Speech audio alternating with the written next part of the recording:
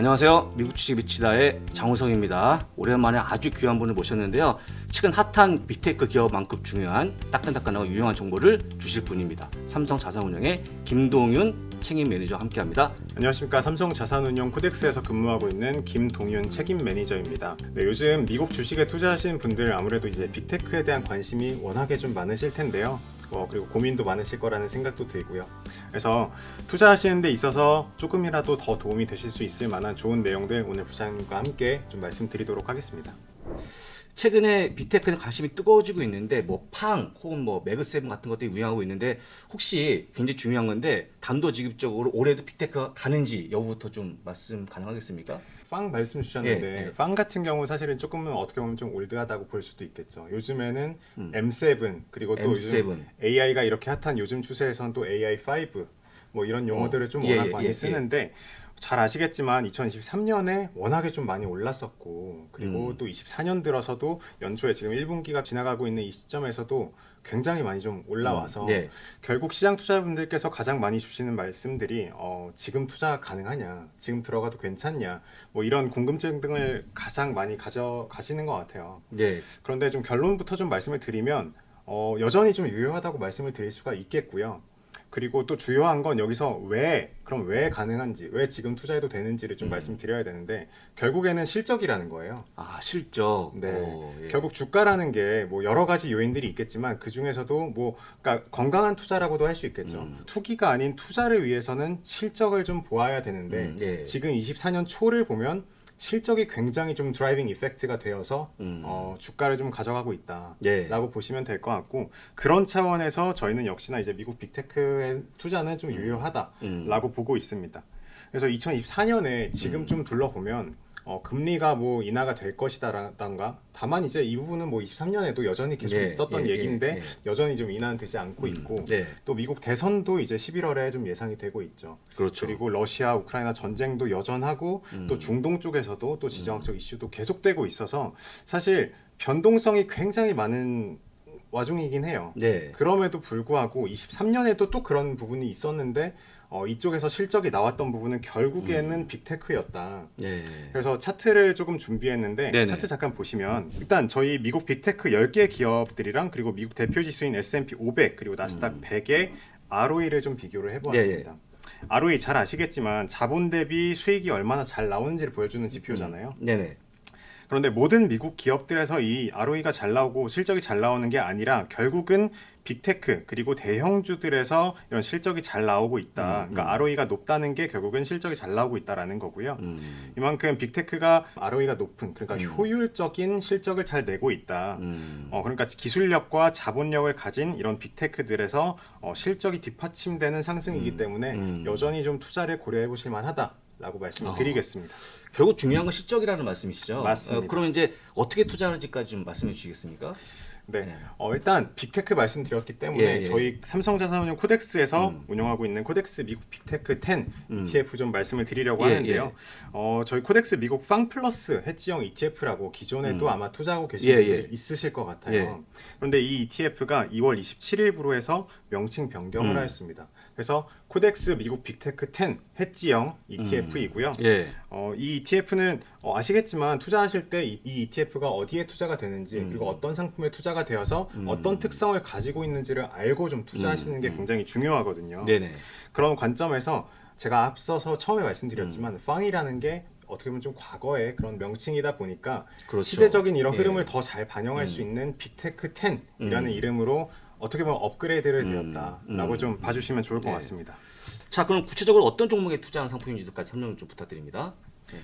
빅테크라고 하면 앞서 말씀드린 대로 M7을 요즘 가장 많이들 좀 이해하고 계시고 많이들 알고 계세요. 그런데 요즘에 AI 관련주에 관심이 쏠리면서 AI5라는 용어도 좀 말씀을 드렸잖아요. 그래서 이 M7 기업들을 모두 포함하고 거기에 이제 AI 수혜라고 할 수 있는 반도체 대표적인 기업 중에 하나인 브로드컴 그리고 스노우플레이크도 요즘에 개인 투자분들께서 워낙에 좀 많이 알고 계세요. 그리고 넷플릭스에도 함께 좀 투자가 되고 있어서 사실 이름만 들어도 제가 따로 부연 설명이 필요 없는 그런 빅테크 10개 기업에 투자가 되고 있습니다. 특히 코덱스 미국 빅테크 10 성과 작년에 어땠는지까지 말씀 가능합니까? 아, 그럼요. 예. 네. 일단 빅테크라고 하면은 23년 아까 말씀드린 대로 한 해 동안 주가 상승률이 굉장히 좋았는데요. 예. 이런 뉴스들은 워낙 많이 보셨을 거예요. 음. 근데 이런 부분을 그대로 ETF에도 좀 적용이 잘 되었어요. 네. 그래서 저희 코덱스 미국 빅테크 10 ETF가 레버리지 ETF를 제외하고 가격 상승률 1위를 하였습니다. 종목을 보니까 상당히 좋아하는 분들이 종목이 많은 것 같은데 사실 여러 ETF가 있지 않습니까? 맞습니다. 그런데 유독 그 코덱스 빅테크 10 ETF가 훌륭한 성과를 보였던 이유 뭐가 있을까요? 일단 가장 큰 차별점은 네. 저희 ETF의 투자 운용 방법이 될 것 같아요. 이 ETF는 앞서 네. 말씀드린 대로 동일 가중으로 투자가 되는 ETF입니다. 똑같이 비중을 배분한 거죠? 맞습니다. 예. 그래서 제가 빅테크 10개 예. 기업이라고 말씀을 예. 드렸는데 예. 10개 기업의 동일 가중. 그런데 이게 단순하게 그냥 직관적으로 그냥 10%씩 으로 끝나는 게 아니라 이 뒤에는 저희가 이제 운용 ETF를 처음에 내놓을 때 비하인드 로직이 또 있다라는 거죠. 비하인드 로직은 비밀입니까? 비밀은 아니고요. 비밀, 예. 저희가 이제 어떤 생각을 가지고 ETF를 동일 가중 ETF로 만들었는지를 예. 좀 말씀을 드리면 될 것 같아요. 예. 테마형 ETF 반도체를 보면 뭐 엔비디아, 브로드컴 뭐 여러 가지 기업들을 나눌 수가 있을 거잖아요. 그러면 반도체를 제가 방금 말씀드렸는데 이 반도체 특성이 어떤 겁니까? 뭐 높은 캐펙스와 높은 R&D를 기준으로 해서 이제 결과적으로 계속 좀 투자를 잘하고 잘 나가는 기업에 투자가 돼야 된다라는 거거든요. 이게 이제 반도체 테마의 특성이라고 할 수가 있는데 이런 기업들의 높은 비중으로 투자가 필요한 반도체 테마냐 이런 게 아니라 저희가 지금 얘기하고 있는 빅테크 같은 경우에는 결국에는 이제 들어있는 빅테크들이 모두가 다른 비즈니스를 영위하고 있다라는 거죠. 그렇겠죠. 맞습니다. 예. 네, 그래서 저희 코덱스 미국 빅테크 10 ETF에서 투자되고 있는 종목 비중들을 한번 보시면, 그러니까 제가 말로 따로 하지 않아도 글로벌에서 거의 뭐 이 시장을 장악하고 있는 빅테크 기업들만 모아놓은 거예요. 그러면 결국에는 예를 들어서 이제 2022년 이럴 때를 보면 테슬라 전기차가 굉장히 높은 주가 상승률을 보여줄 때, 그럴 때 테슬라의 시총가중으로 좀 만약에 투자가 된다라고 하면 시총가중으로 봤을 때 테슬라가 그때 기준으로 한 시총 순위로 한 7, 8위 정도 했었을 거예요. 했습니다. 전기차에 많은 돈이 몰리고 있다. 이런 상황에서 시총가중일 때는 높은 비중으로 투자가 안 됩니다. 그러니까 각자 영위하고 있는 이 비즈니스가 다른 이런 빅테크에 종합적으로 투자를 할 때는 결국에는 동일 가중으로, 그러니까 어느 쪽에서 이제 주가 상승이 나올지 모르기 때문에 모르죠. 그렇죠. 그렇기 때문에 결과적으로 빅테크의 전반에 투자할 땐 동일 가중이 필요하다라는 말씀을 좀 드리겠고요. 이게 결국에는 요즘에 가장 화두를 좀 가져가고 있는 AI 쪽에서도 마찬가지라고 좀 말씀을 드릴 수 있을 것 같아요. 엔비디아 지금 사실 GPU라는 게 뭐 AI 시대에서 가장 좀 잘 맞는 부분이 있기 때문에 다른 뭐 반도체보다도 결국에는 엔비디아가 가장 좀 주목을 받는 거고 데이터 센터에서 많은 좀 수요가 있기 때문에 결과적으로 가장 큰 수혜다라고 좀 얘기가 되고 있지만 이 외에도 메타 플랫폼즈도 생성형 AI로 뭐 라마라고 잘 아시잖아요. 그렇죠.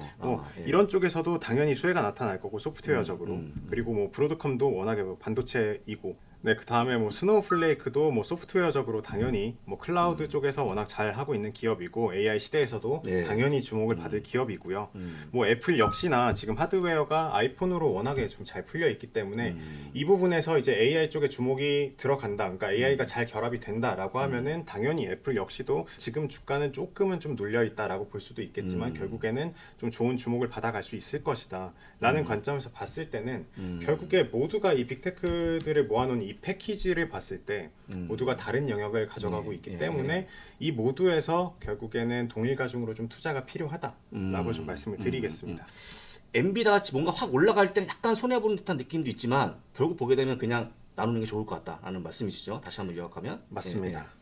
엔비디아 같은 경우가 이렇게 지금은 이제 시총 3위까지 올라왔잖아요. 많이 올라왔죠. 시총 상위부터 이렇게 가파르게 상승을 해 오면서 시총 비중을 좀 높여간 건데 이 관점에서 보면은 결과적으로 저희 코덱스 미국 빅테크 10에서 이제 투자가 됐던 분들 같은 경우에는 그때 상승률을 가져갈 때부터 10%가 이미 투자가 되고 있었다는 거죠.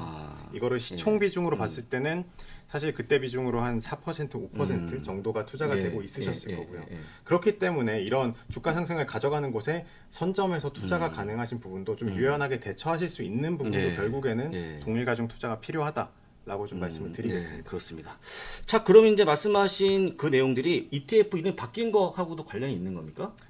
너무 예리하시네요. 예리하죠? 역시 예. 예리하게 좀 예. 말씀을 해주셨는데 예. 아까 제가 이 상품 처음 만들었을 때 결국에는 예. 저희가 왜 이거를 동일 가중으로 했는지 방금 좀 말씀을 드렸는데 예. 결국엔 팡으로 일컬어지는 이 종목들이 두각을 나타내면서 예. 그게 바로 2019년도 정도였거든요. 예. 그래서 팡을 비롯한 빅테크 주도주들 총 10종목이라는 예. 의미를 예. 담아서 이 ETF를 만들었었는데 예. 그때는 이제 팡 플러스라고 해서 팡에다가 여러 가지 종목을 좀 추가한 거였다고 하면 지금은 결국에는 팡으로 국한되지 않고 뭐 AI로 뭐 축약해서 말하기도 하고 네. 결국에는 이제 M7이라고 하고 또 이렇게 좀 결과적으로 계속해서 좀 축약해서 나오는 용어들을 모두 포괄적으로 담을 수 있는 용어가 빅테크 10이기 빅테크 때문에 10. 네, 네. 그래서 저희가 명칭 변경까지 했다고 좀 봐주시면 될 것 같습니다. 자, 그런데 일단은 서학개분들이 가장 걱정하는 부분이 뭐냐면 결국 이게 계속 미래까지 가느냐, 담보할 수 있느냐인데 솔직한적으로 힘이 다한 것도 아닌가 싶은데 어떻게 생각하십니까? 맞아요. 예, 그렇게 예. 생각하실 수도 있어요. 예, 예. 그런데 우리가 투자 관점에서 다시 한번 생각을 해보면 네, 결국에 우리가 투자를 왜 할까요? 돈 벌려고 하죠. 그쵸. 예. 결국에는 돈 벌려고 하는 건데 예. 돈을 벌기 위한 수단 중에 하나가 돼야 되는 거예요. 그게 뭐 이렇게 결과적으로 뭐 굉장히 단기적인 투자도 뭐 당연히 유효하실 수도 있어요. 예. 모멘텀 투자이기도 하고 그럴 수도 있겠지만 결국에는 주가 상승, 이 비즈니스가 가져가고 있는 그 헤게모니를 이어갈 수 있을 것인지 그리고 미래에 수익을 잘 가져올 수 있을 그런 기업인지를 보고 우리가 투자를 하는 거잖아요. 예, 그렇죠. 그렇기 때문에 빅테크에 돈이 더 몰리는 경향이 있는 거고요. 이 부분을 생각해 보면 제가 앞서 처음에 말씀드렸던 실적을 또 주목을 해야 된다는 거죠. 그렇죠. 예. 그래서 예. 최근에 아마 계속 많은 분들 잘 아실 텐데 S&P 500, 나스닥 S&P 500, 100들 예. 계속해서 뭐 전 고점을 좀 돌파했다. 지금 현재까지의 최고 수준이다. 예, 그렇죠. 이런 뉴스들을 많이 보셨을 텐데 예. 그래서 뭐 지금 많이 오른 거 아닌가? 이러면 이제 끝 아닌가? 라고 하시는 게 어떻게 보면은 뭐 그럴 수도 있겠다라는 생각이 들어요. 예. 근데 이제 우리가 주가를 볼 때 PER 그러니까 밸류에이션이라고 하잖아요. 밸류에이션, 예. 이 PER을 항상 좀 같이 보셔야 되는데 PER이 높아지려면 결국엔 주당 순이익인 EPS가 좀 그대로 플랫한 상태에서 주가가 올라가면 그렇죠. 그거는 우리가 그렇죠. 오버밸류에이션이라고 하잖아요. 실적이 분모에 있으니까. 그쵸. 네, 그렇죠. 예. 그러니까 과열이 되고 있다라고 예, 예. 얘기하는데 지금 상태를 한번 보면은 S&P 500의 주가와 그리고 EPS가 같이 좀 올라가고 있는 게 보이실 거예요. 그러네요. 그래서 그러니까 EPS와 주가가 함께 올라간다. 그러니까 PER이 그렇게 높지 않다. 다시 말해서 밸류에이션이 그렇게 과열되어 있지 않다. 그렇죠. 라는 말로 좀 해석이 가능하거든요. 예, 예.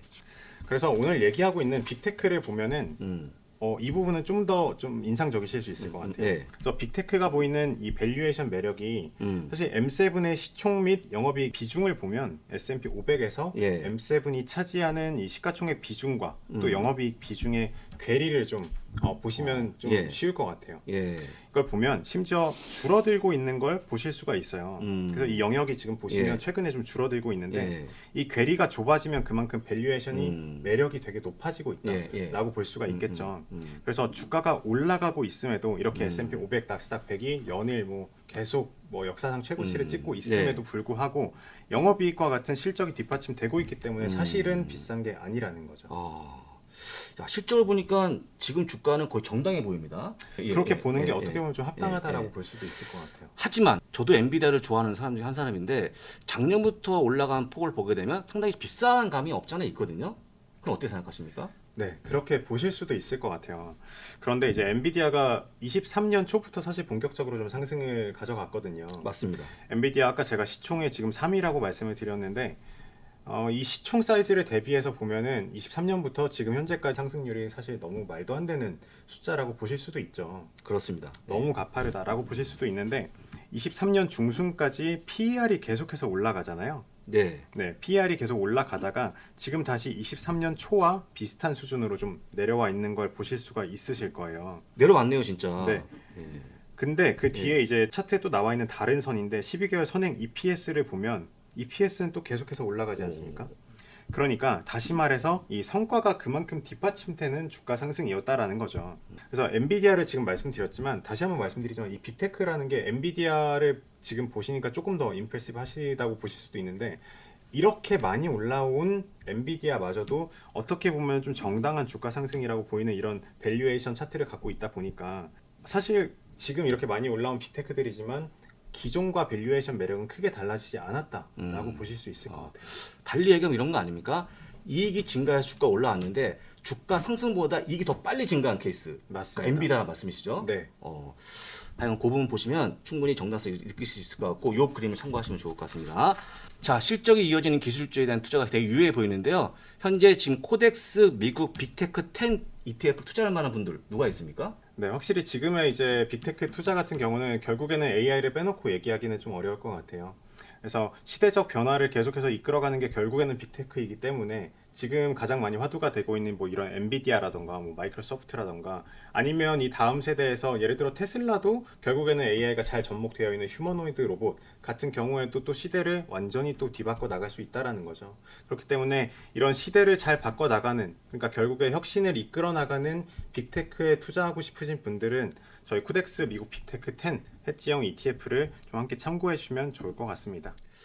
자, 마지막으로 하시고 싶은 말씀 있다면 어떤 게 있습니까? 네, 저희 코덱스 미국 빅테크 10 해지형 ETF 오늘 제가 많이 좀 말씀을 드렸는데요. 사실 제가 앞서 말씀드린 것처럼 명칭 변경 전에 코덱스 미국 팡플러스 해지형 ETF라고 많은 투자분들께서 이미 사랑해 주고 계십니다. 그런데 제가 빅테크에 대한 이런 밸류에이션 매력이라던가 여전히 투자가 유효한 이유라던가 이런 부분들 좀 말씀을 드렸는데 2024년에 지금 연준의 파월도 좀 얘기를 하고 있지만 금리가 인하가 될 것이다. 인하 여부는 어떻게든 좀 방향이 잡혀 있는 것 같아요. 그렇다라면 결국에는 환이 좀 떨어질 그런 가능성이 좀 열려 있는 상태인 거죠.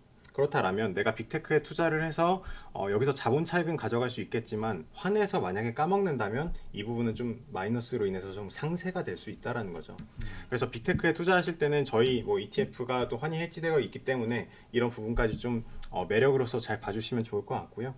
그래서 저희 시장 상황에 따라서 잘 활용하셔서 성투하시고 많은 분들 좀 부자가 되셨으면 좋겠습니다. 지금까지 삼성자산운용의 책임 매니저 김덕윤 책임 매니저 함께했습니다. 고맙습니다.